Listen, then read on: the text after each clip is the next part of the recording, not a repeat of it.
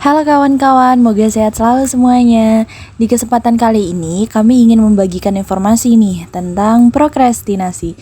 Tentu banyak dari kita tidak lagi asing dengan istilah ini, atau malah sudah jadi hobi.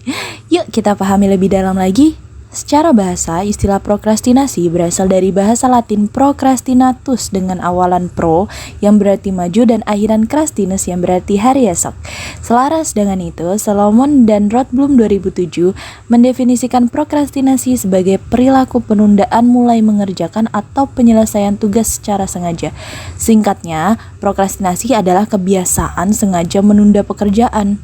Ciri-cirinya nih, 1. Prinsipnya lebih baik nanti daripada sekarang. 2. Mengerjakannya mepet deadline. 3. Merasa lelah karena tumpukan tugas-tugas dikebut semalam. Lalu, apa penyebab prokrastinasi? Menurut penelitian Ellis dan Naus dalam Saman 2017, salah satu penyebab prokrastinasi akademik muncul di kalangan mahasiswa diakibatkan adanya keyakinan yang salah dalam mempersepsikan tugas-tugas kuliah, yang mana mahasiswa memandang tugas adalah sesuatu yang berat dan tidak menyenangkan. Penyebab lainnya prokrastinasi terjadi pada mahasiswa adalah ketika mahasiswa sulit dalam membagi waktunya, atau ketika mahasiswa mengalami kebingungan dalam memilih mana yang harus dikerjakan terlebih dahulu. Jadi, secara umum, prokrastinasi disebabkan oleh faktor dalam diri individu atau internal, dan juga dapat disebabkan oleh faktor dari luar individu atau faktor eksternal. Menurut Fatimahullah tahun 2019, faktor internal penyebab prokrastinasi adalah kondisi fisik dan psikologis individu, sedangkan faktor eksternal diantaranya adalah gaya pengasuhan orang tua dan kondisi lingkungan. Selanjutnya kita akan membahas mengenai dampak dari menunda tugas. Tapi sebelum itu, yuk cari tahu dulu apa sih definisi dampak? Pengertian dampak menurut Kamus Besar Bahasa Indonesia adalah pengaruh kuat yang mendatangkan sebuah akibat, baik positif ataupun negatif. Dampak juga bisa diartikan sebagai kelanjutan atau konsekuensi dari sebuah proses. Realitanya, di setiap aspek kehidupan kita, pasti ada saja dampaknya. Berhubung kita sedang membahas mengenai prokrastinasi akademik pada mahasiswa, yuk cari tahu apa saja sih dampak yang akan dihasilkan oleh prokrastinasi? Siapa sih yang gak pernah menunda tugas? Nah, bagi kamu yang pernah menunda tugas, udah tahu belum dampak dari menunda tugas? Gak selamanya loh negatif. Riset menunjukkan, berdasarkan hasil wawancara yang dilakukan oleh Burhan dan Herman dalam penelitiannya mengenai perilaku prokrastinasi akademik mahasiswa tahun 2019, hasil menunjukkan bahwa mahasiswa yang mengisi waktu luangnya dengan melakukan aktivitas lain di luar akademik, yaitu dengan cara tidak melakukan referensi untuk melanjutkan tugasnya, mereka malah termotivasi dalam menyelesaikan tugas kuliah di detik terakhir. Kenapa bisa begitu? Ya, karena mereka terasa tertantang untuk menyelesaikan tugas sebelum deadline.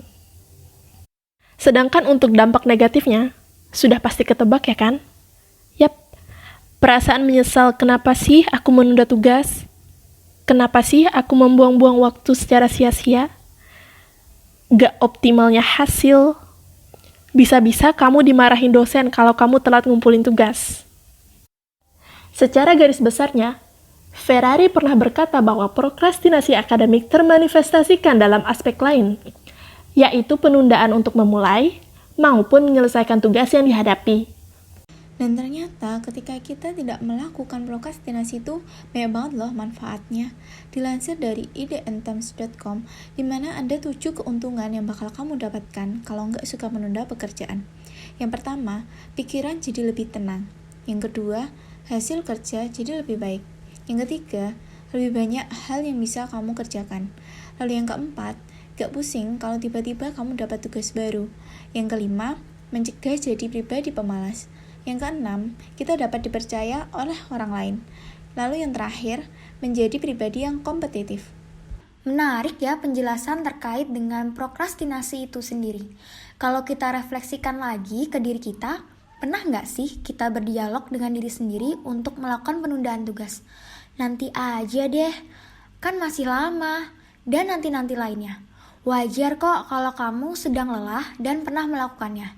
Eits, Tapi, seperti yang kita ketahui, bahwa sesuatu yang berlebihan pasti memiliki dampak yang kurang baik ke depannya. Sebagaimana yang disampaikan oleh Dr. Tim Sikil, seorang profesor psikologi dan anggota penelitian prokrastinasi di Carleton University, Ottawa, bahwa prokrastinasi bukan sekadar masalah terkait manajemen waktu seseorang loh. Lebih dari itu, prokrastinasi adalah masalah pengaturan emosi diri. Yuk, kita simak tipsnya. Yang pertama, menghilangkan gangguan atau distraksi. Salah satunya nih, yang nggak jauh-jauh dari kita, yakni gadget dan game. Perlu loh kita melatih diri untuk fokus dan sesekali mematikan notifikasi handphone demi terselesaikannya tugas. Yang kedua, dengan mengklasifikasikan jenis tugas.